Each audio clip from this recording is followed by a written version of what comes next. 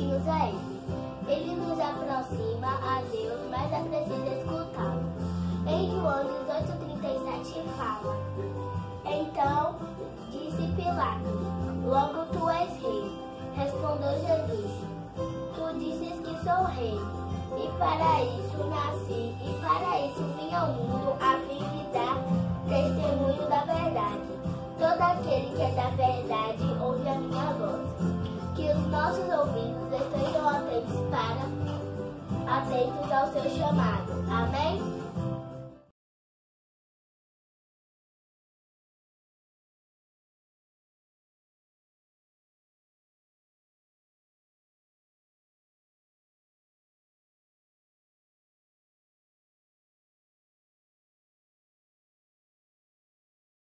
Boa noite a todos, é um prazer estarmos aqui de volta. Quero saudá-lo e dizer que tem uma equipe orando por você e pela sua família, pode ter certeza disso.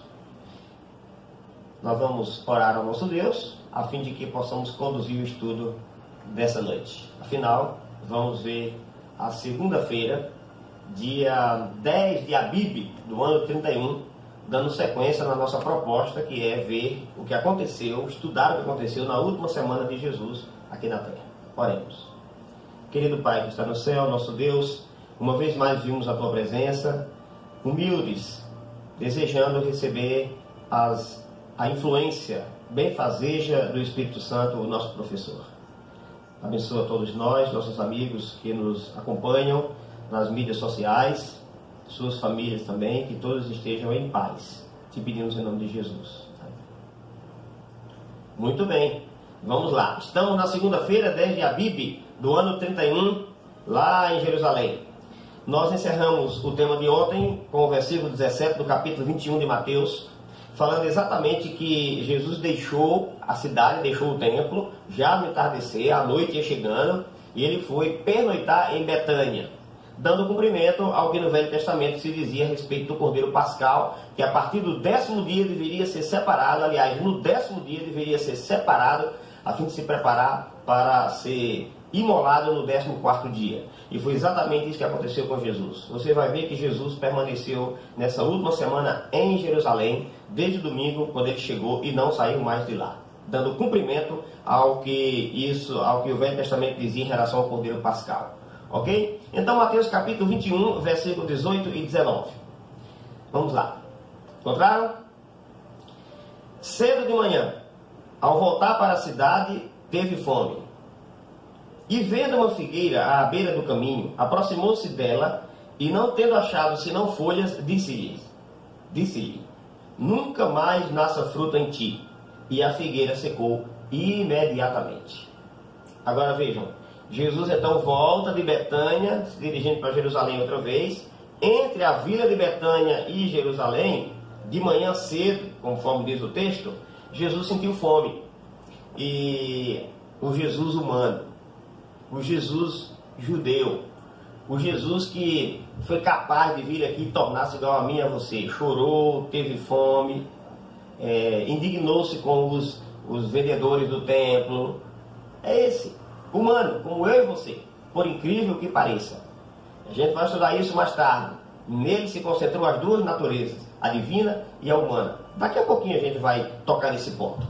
Então, Jesus quando volta, sente fome, vê a figueira, e a figueira não tinha frutos, só folhas. Mas era época de frutos, e essa daí não tinha frutos. E aí Jesus amaldiçoa a figueira, né? Fica parecendo assim um ato bastante cruel do Senhor em relação a essa árvore, mas aqui há uma ilustração que deveria ser dada, né? Há uma ilustração que deveria ser dada. O povo judeu era um povo privilegiado, um povo que recebeu de Deus aquilo que nenhuma outra nação no mundo havia recebido. E Jesus, com essa parábola e com as demais que ele conta aqui, nesse mesmo dia, ele contou várias, ele quer ilustrar exatamente o que aconteceu, o que estava acontecendo com aquela nação e como Deus estava tratando aquela situação. O povo de Israel deveria estar dando frutos, porque foi o povo a quem Deus chamou para ser os representantes dele em toda a terra.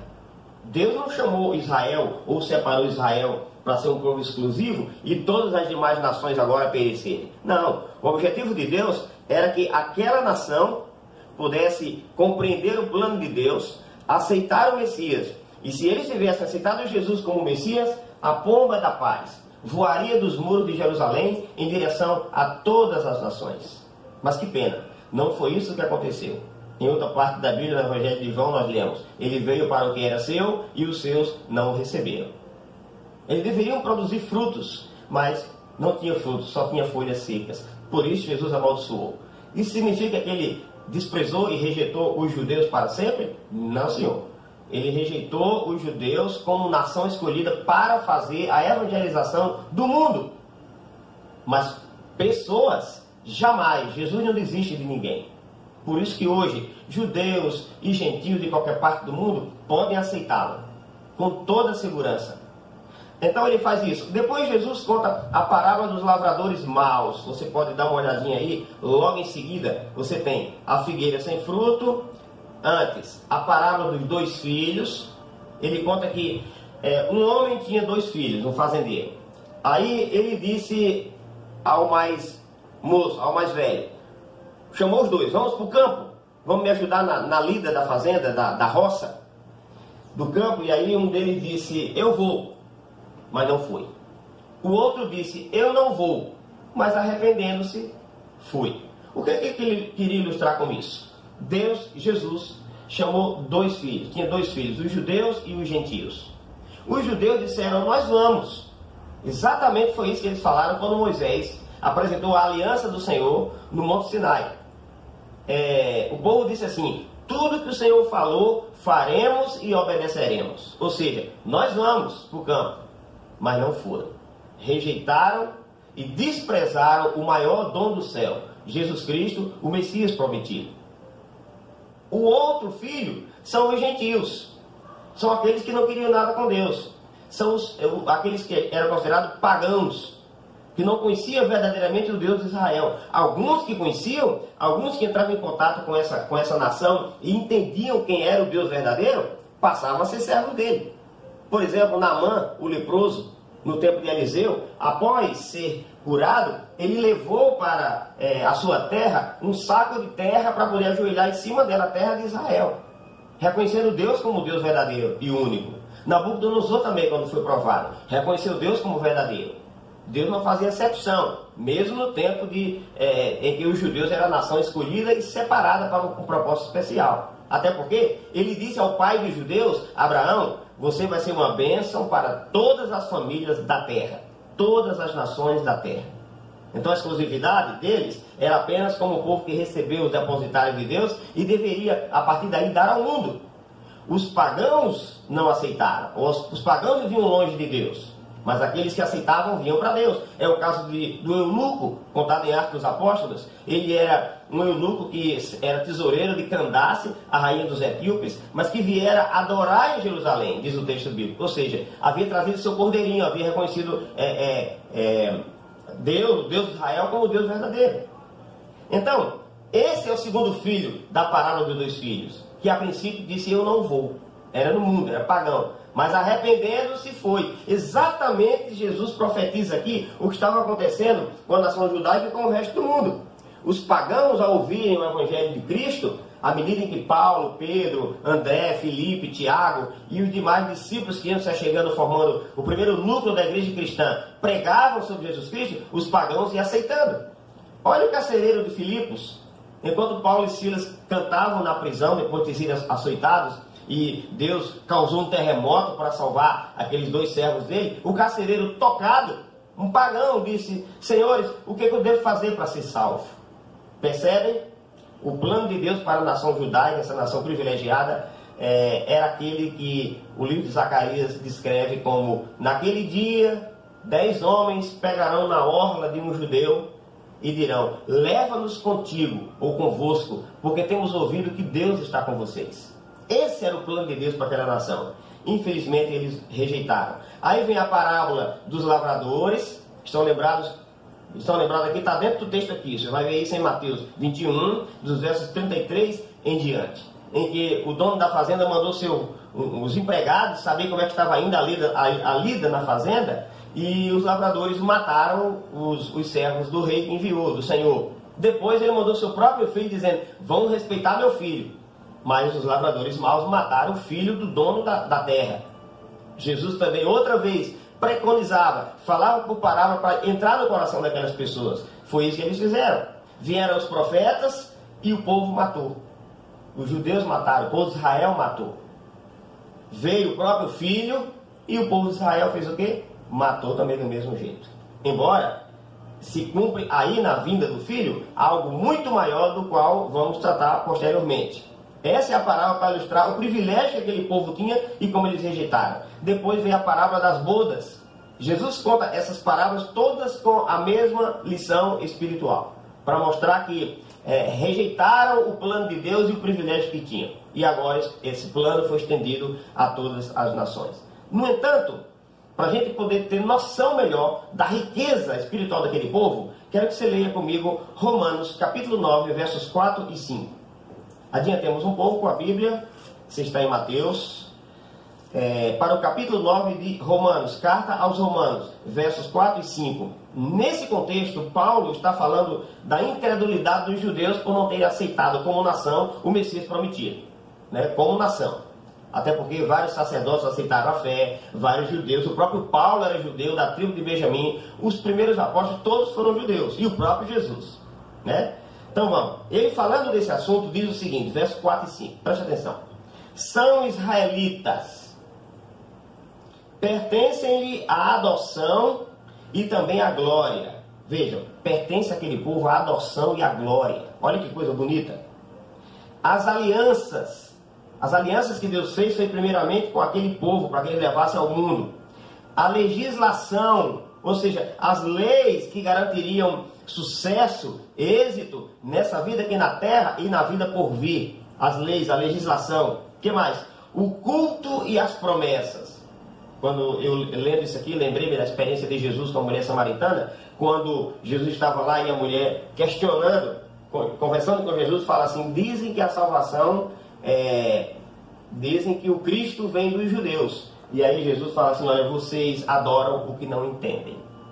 Nós adoramos o que sabemos, porque a salvação vem dos judeus, comprovando isso aí. Ou seja, a eles pertencia, como está escrito no verso 4 aí, o culto e as promessas. E o verso 5, deles, dos judeus, são os patriarcas, Abraão, Isaac, Jacó, Jó e tantos outros que existiram. E também deles descende o Cristo segundo a carne. Isso é interessantíssimo. Paulo fala, tenham cuidado de falar aqui e em todas as demais escrituras que ele fez, cartas que ele enviou, Cristo segundo a carne, mostrando aí uma natureza de Jesus, a natureza humana. E aí ele continua, o qual ele não diz foi ou será, é sobre todos, Deus bendito para todos sempre, para sempre, amém. Olha que coisa interessante, ele fala agora da segunda natureza de Jesus, ok? Natureza humana, dos judeus descende o Cristo segundo a carne, natureza divina, o qual é Deus bendito para todos sempre, amém. Você percebe aqui? Paulo então diz que esse povo é um povo privilegiado, porque deles veio o plano da salvação. A eles foi apresentado em símbolos o plano da salvação. E esses símbolos, com toda a sua riqueza, ilustrando o que Deus havia de fazer para salvar a humanidade, está aqui na legislação que ele deu para o povo judeu. Olha que coisa interessante. Aí quando falamos em legislação, a gente vai exatamente entender um pouquinho da lei cerimonial, que era o que era praticado até o dia em que Jesus morreu na cruz. Essa lei cerimonial, ela tinha uma orientação pedagógica maravilhosa para conduzir o povo para Deus. Esse era o objetivo da lei cerimonial. Vamos dar uma estudada nesse assunto e começarmos a entender melhor tudo isso. Então, por gentileza, Êxodo capítulo 25. Pode folhear sua Bíblia. Você vai comparando as passagens que a gente está lendo e vamos discutindo, explicando o assunto. Olha só, Êxodo 25, 8, 9 e 40. Vamos lá? Verso 8 e 9.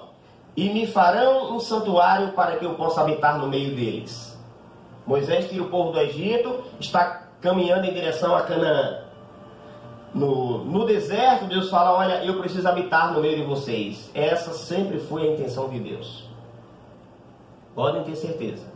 Deus sempre quer estar perto de seus filhos, de suas criaturas. Nunca Ele quis estar distante. E eu imagino que quando a febre consome alguém, Ele está ali de lado também. Você vai até talvez surpreender e perguntar, e por que Ele não faz alguma coisa? Deus é fiel ao que Ele mesmo estabeleceu, às suas próprias leis. Portanto, Ele não pode fazer nada nesse caso, porque a gente transgride as leis, recebe a colheita, né? Semeadura e colheita, e às vezes quer culpar a Deus, ou pedir a Ele que resolva o problema. Ele deixa que a coisa aconteça para que nós tenhamos experiências. Percebe? Mas Ele quer estar sempre perto dos seus filhos. Moisés, construa um santuário para que eu possa habitar no meio de vocês. E o verso 9 diz, segundo tudo que eu te mostrar para o modelo do tabernáculo, para o modelo de todos os seus móveis, assim mesmo o fareis. Então Deus dá a Moisés uma visão, uma maquete talvez, abre a visão lá no monte e ele vê o santuário celestial, como era, com as suas divisões e com os seus móveis. E aí diz, verso 40, vê, pois, que tudo faças segundo o modelo que te foi mostrado no monte. Você viu, Moisés? Vai fazer tudo certinho, porque haviam lições, havia pedagogia nos móveis do santuário e no próprio santuário. Vamos dar uma estudada nesse assunto aqui e a gente chegar a conclusões maravilhosas. Ok? Preste atenção. O santuário era composto de 3 partes. Havia o pátio, ou o átrio, depois o lugar santo e o lugar santíssimo, ou santo dos santos. Entendeu? O pátio, o lugar santo e o lugar santíssimo. Esses 2 últimos, o santo e o santíssimo, eram chamados de tabernáculo, propriamente dito. Ok? Por isso você vai ver isso na Bíblia várias vezes e talvez, às vezes dá um nó, porque termina a gente não conhecendo alguns detalhes antes, mas eu estou passando para você. O pátio e o tabernáculo propriamente dito, composto de santo e santíssimo, ou santo dos santos. Tinha uma cortina que separava esses 2 compartimentos do tabernáculo. Você está em Êxodo capítulo 25, vamos para o capítulo 26, versículo 33. 26, 33. Olha.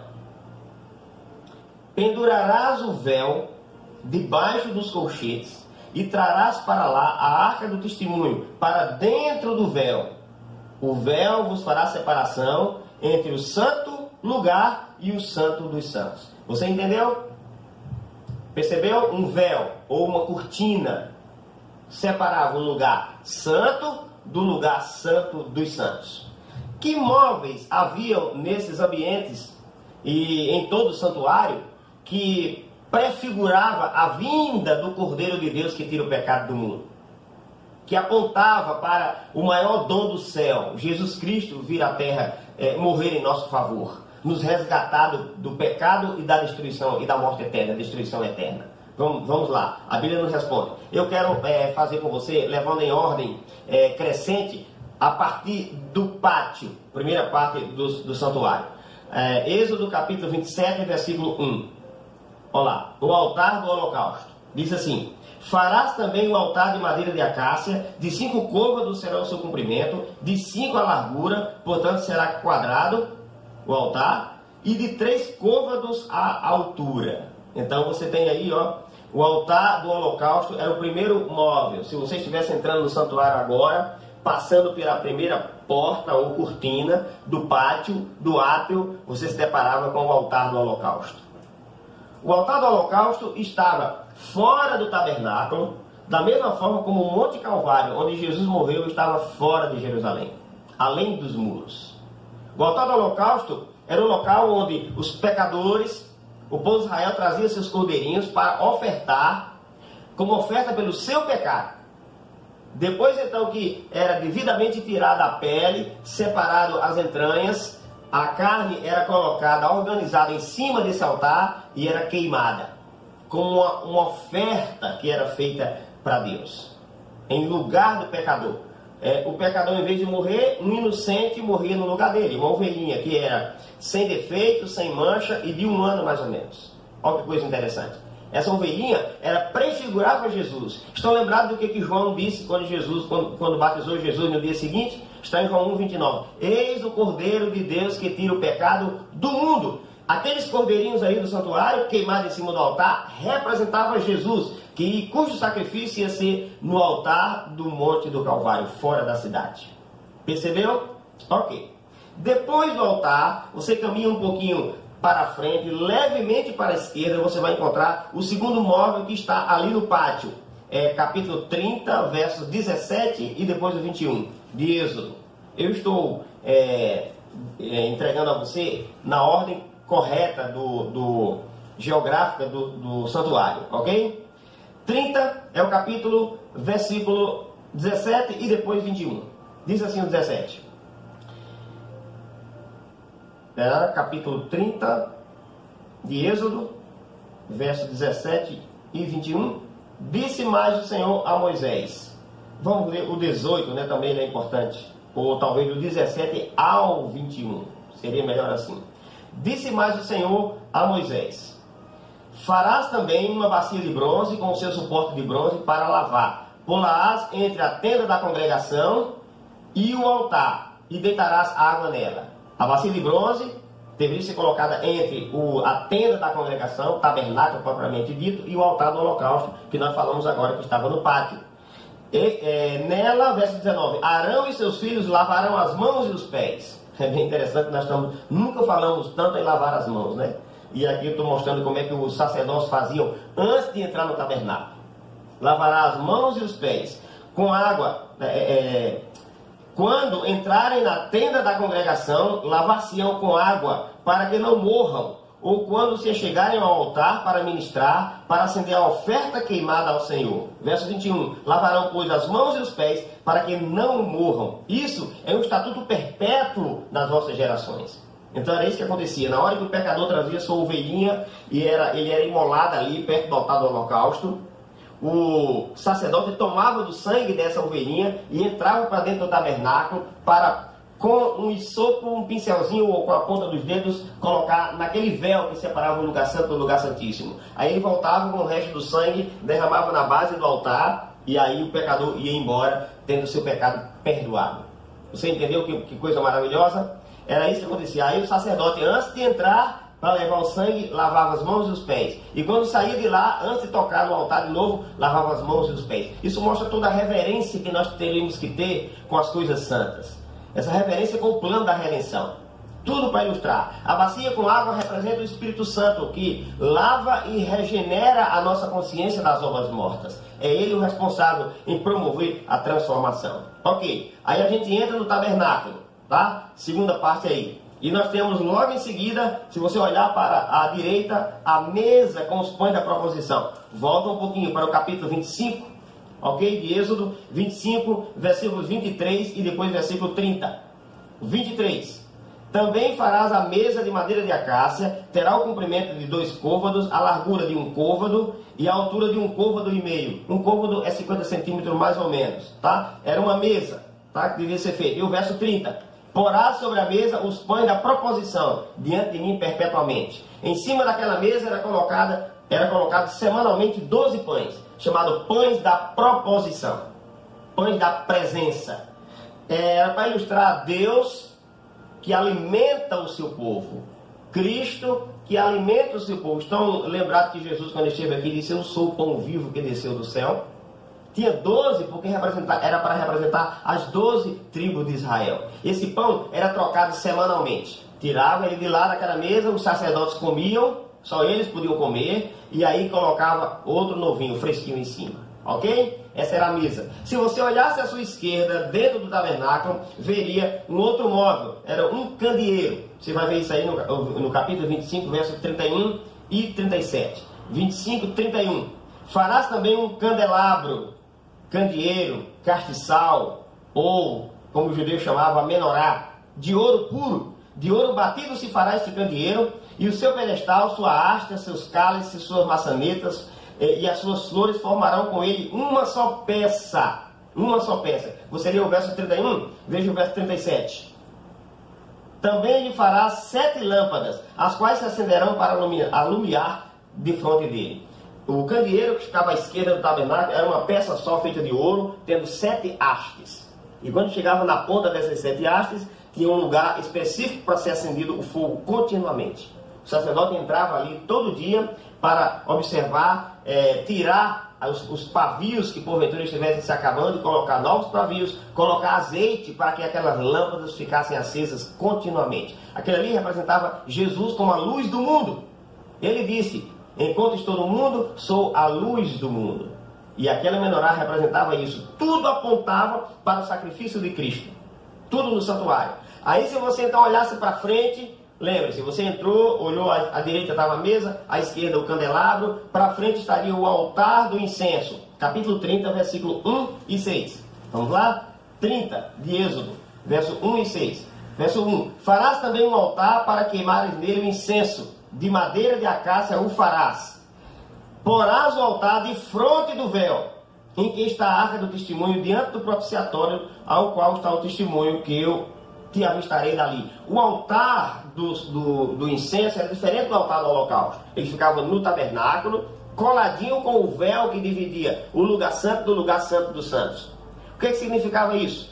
Brasas eram trazidas do altar do holocausto, que foi oferecido a Deus, colocado ali em cima do altar de incenso. O sacerdote, devidamente lavado, mãos e pés, entravam, pegavam madeira, raspa de madeira odorífera, colocava em cima e aí subia aquela fumacinha. A fumaça representa as orações dos santos, ou dos salvos, ou das pessoas, dos pecadores. Todos aqueles que oravam a Deus clamando, aquilo ali significava que estavam subindo. Interessante que a cortina que separava o lugar santo do lugar santo dos santos, ela não ia até o teto. Ela ficava suspensa para que aquela fumacinha pudesse entrar para o lugar santo dos santos, onde estava a presença de Deus, a arca contendo o testemunho.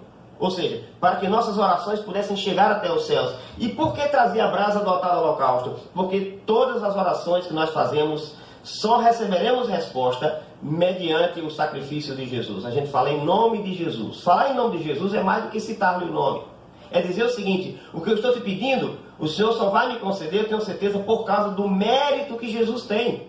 O grande sacrifício que Ele efetuou e pagou por mim. Então, Ele é merecedor, eu não. Então, a fumaça subia e entrava até o lugar santo dos santos. Você entendeu? Esse era o altar do incenso. Aí, depois do altar do incenso, a gente entra para o lugar santíssimo ou santo dos santos, onde estava a arca da aliança. Êxodo 25, versos 10 e 16. 25, 10 e 16. Ok? Está com o texto em mãos? Diz assim: também farão uma arca de madeira de acácia de 2 côvados e meio, será o seu comprimento, de 1 côvado e meio a largura e de 1 côvado e meio a altura. Entenderam aí? O seu comprimento seria de 1 côvado e meio a largura e a altura.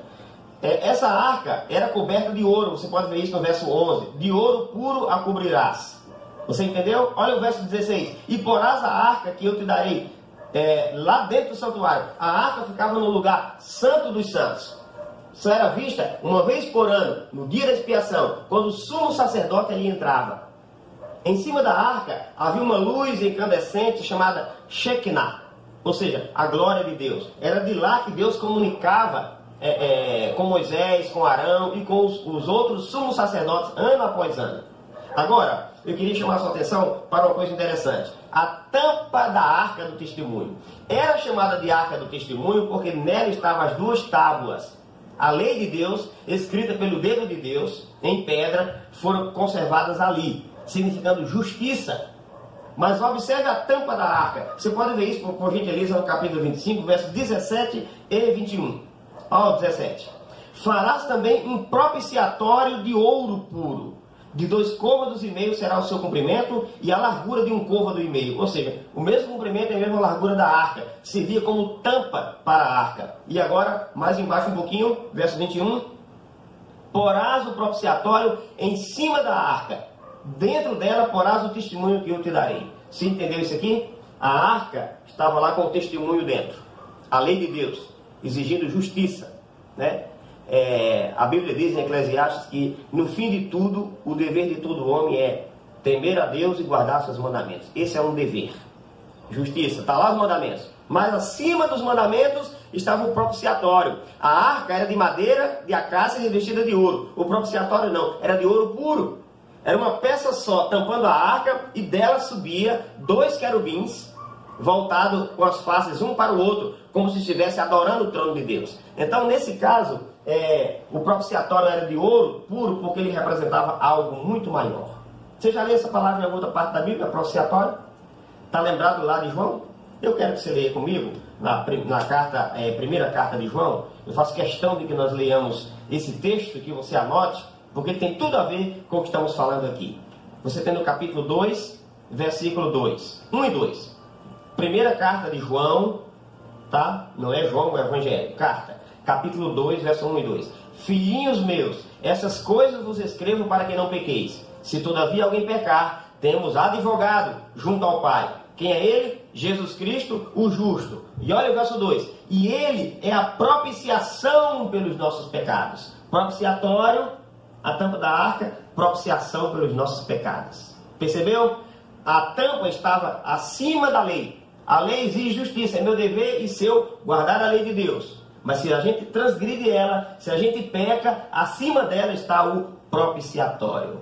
Entendeu? Quando a gente erra, quando a gente transgride o mandamento do Senhor, sabendo qual é o seu plano, a gente vem a Jesus em arrependimento e a propiciação, o perdão, a redenção, o que Ele fez em nosso lugar, diz: filho, você está perdoado, vai e não peques mais.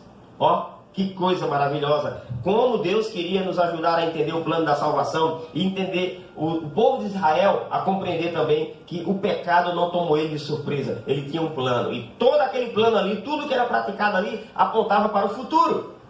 Para o ministério de Cristo e principalmente para aquela última semana da qual estamos estudando aqui, em que Jesus iria dar cumprimento a tudo que no Velho Testamento e no santuário prefigurava a respeito dele. Deus é maravilhoso.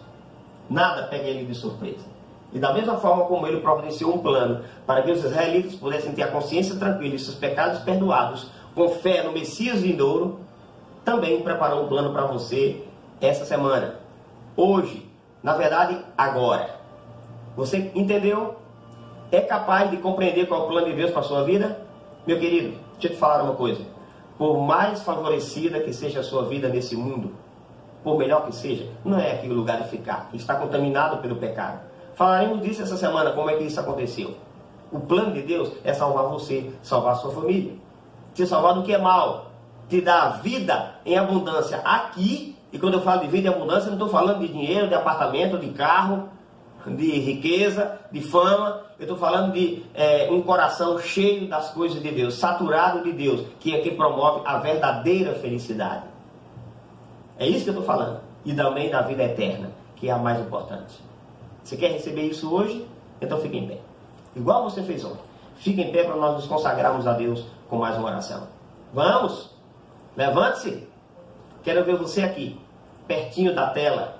Quero saber que você disse: Senhor, eu compreendi qual é o plano da salvação. Eu sei que tem muito mais a entender. Mas pelo que eu vi, por essa luz que tua palavra está me dando, eu quero Deus na minha vida. Vamos orar. Senhor, quero te agradecer por essas pessoas que ficaram em pé. E quero te pedir por aquelas que não se levantaram. Eu sei que temos muito o que aprender, muito o que entender da tua palavra. Mas à medida que vamos entendendo cada passo, de forma tal que é irrefutável as comparações, as aplicações e a interpretação da tua palavra, a gente quer seguir, quer levantar e dizer: eu entendi e quero fazer como tu queres. Me dá mais luz.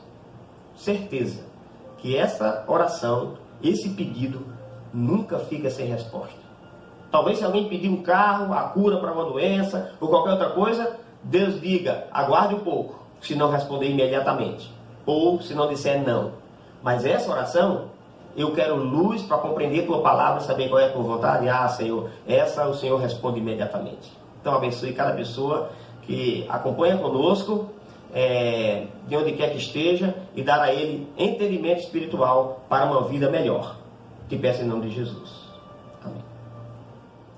Você tem agora o segundo testemunho, o terceiro testemunho para ouvir, com o nome Maior que Tudo, título Maior que Tudo. Não perca, ele é maravilhoso também. Tenha uma boa noite e amanhã estaremos todos juntos novamente no mesmo horário.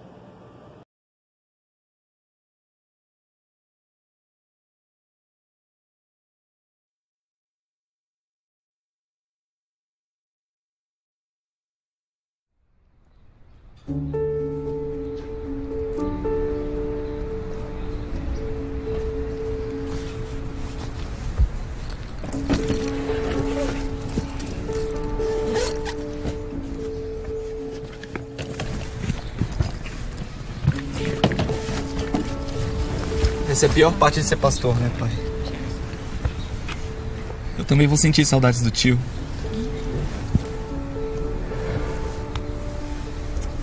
Filho, sepultar uma pessoa é uma das piores partes do nosso ministério. É muito ruim, você viu o que a gente acabou de passar. Terrível. Mas não se esqueça de uma coisa. Nós temos a certeza do reencontro. Isso faz toda a diferença. Sabe, eu creio que é muito pior quando você vê uma ovelha caminhando para longe de Deus. A sensação que dá é que você fracassou como pastor. Isso é muito ruim. Mas trabalhar para Deus tem coisas lindas, filho. Claro, nem tudo são flores. Nem tudo são flores, mas há uma bênção para a família missionária. É. Pessoal, vamos. Vamos, antes que fique tarde. Olha, não é bom viajar à noite. Vamos, filho. Tchau. Obrigado.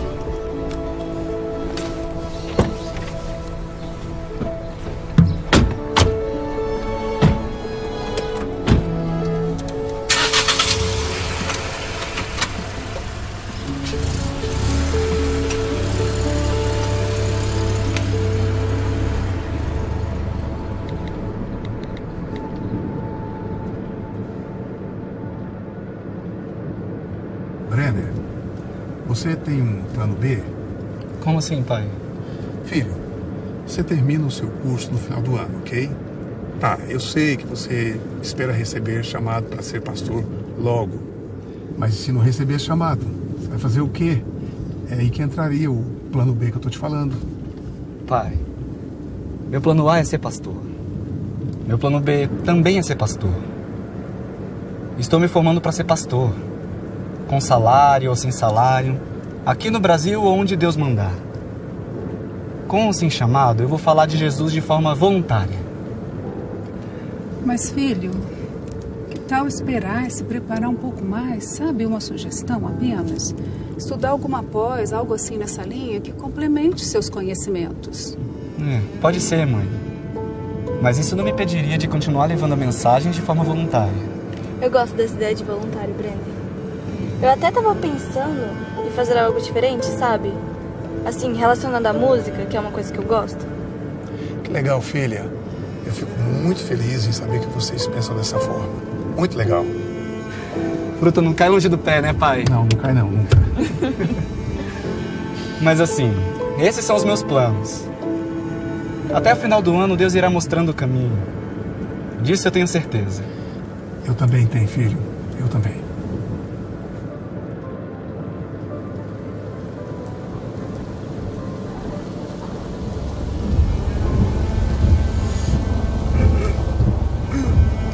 Puxa, amor, eu apaguei mesmo, hein? Acordou, Dominhoca? Nossa, já escureceu. Verdade. Mas fique tranquila, meu amor. Já estamos quase chegando em casa. A parte mais difícil da estrada já ficou para trás. É verdade, ainda bem. Porque eu não gosto de viajar à noite. Eu sei, querida. Eu sei. Cuidado! Cuidado!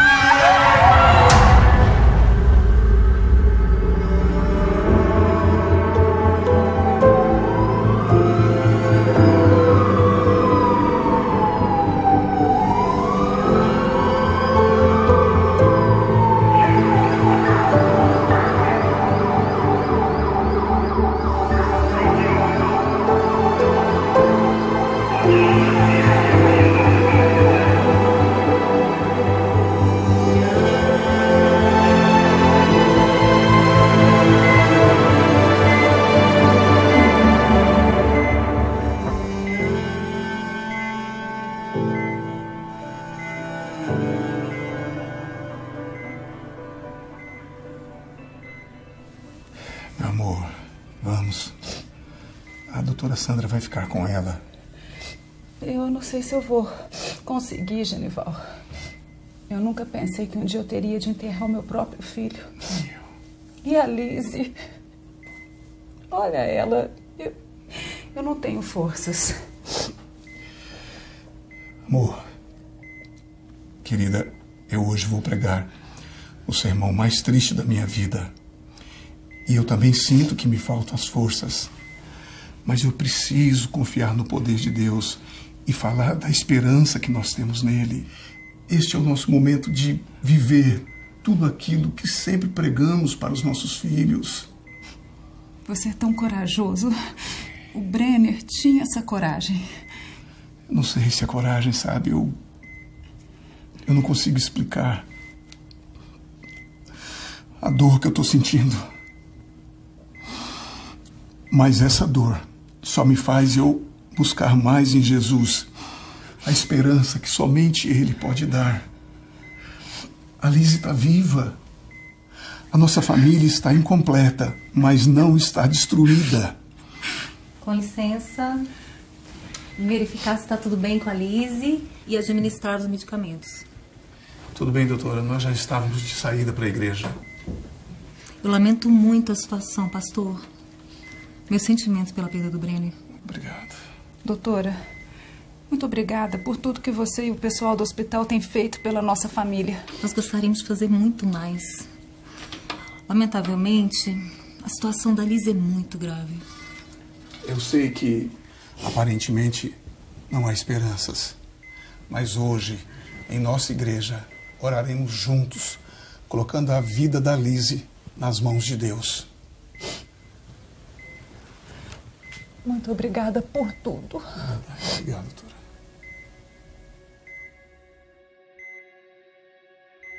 Não posso dizer boa noite, porque não é uma boa noite. Na verdade, é uma noite muito ruim. Mas eu quero agradecer a cada um de vocês pela solidariedade de estarem conosco neste momento tão difícil das nossas vidas.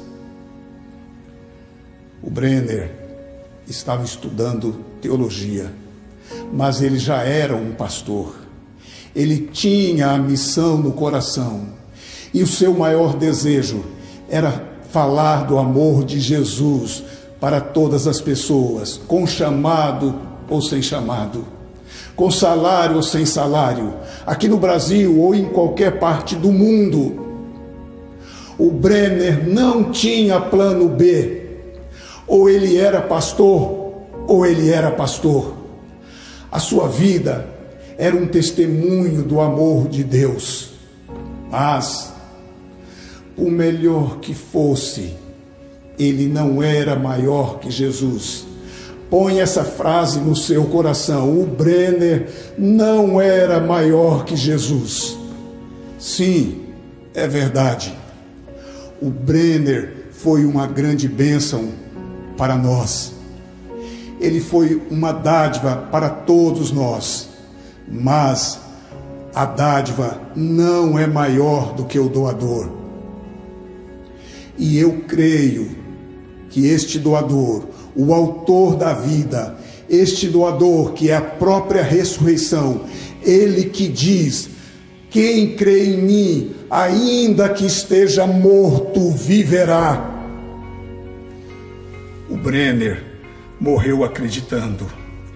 Por isso eu tenho a convicção de que eu vou vê-lo novamente.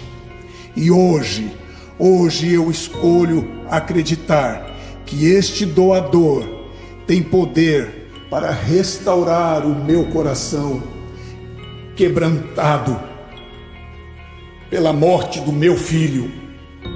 E acredito que este doador tem também poder para restaurar a vida da minha filha, que está em coma lá no hospital. E se for da vontade dele, a Lise vai se levantar. Por isso, eu quero pedir a ajuda dos meus colegas aqui presentes. Cada pastor, colega de ministério que está aqui, fique de pé, por favor. Nós vamos orar com imposição de mãos, intercedendo pela vida da minha menina. Oremos. Pai querido, estamos diante de Ti, clamando por consolo. Tu vês a condição da minha filha naquele leito de hospital. O Senhor tem poder para todas as coisas. Nós somos fracos, mas nós queremos acreditar. Por isso eu clamo a Ti, ó Pai querido, realiza um milagre na vida da Lise. Que ela se restabeleça, mas que acima de tudo seja feita a Tua vontade como Pai Celestial e não a minha como Pai terrenal.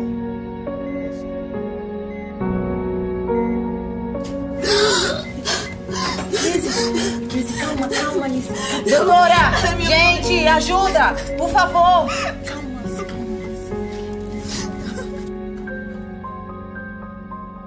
Eu pedi a Deus que eu não queria perder 2 filhos. Eu não queria. E Deus me atendeu. A esperança de vê-la restaurada, restabelecida, acabou me dando forças para suportar aquela perda naquele momento, sabe? Eu tenho plena certeza que Deus é um Pai de amor, que sofre comigo e com quem sofre, com todos os que sofrem. Ele experimentou isso. E Ele diz: filho, o que você está passando, eu sei o que é. Mas é temporário, como para mim foi também. Acordar sem o Brenner não é fácil. E eu confesso que se não fosse a esperança em Cristo, eu não conseguiria viver sem Ele.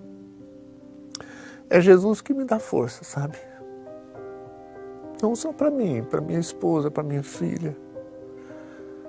E é nessa força e na esperança da breve volta de Jesus, pondo fim à morte, trazendo à vida os justos, que eu consigo viver. Então, quando eu falo da volta de Jesus, eu quero ver Jesus. Eu quero olhar para Ele. Eu quero abraçá-lo. Antes de abraçar o Brenner, para mim hoje Cristo é maior do que tudo.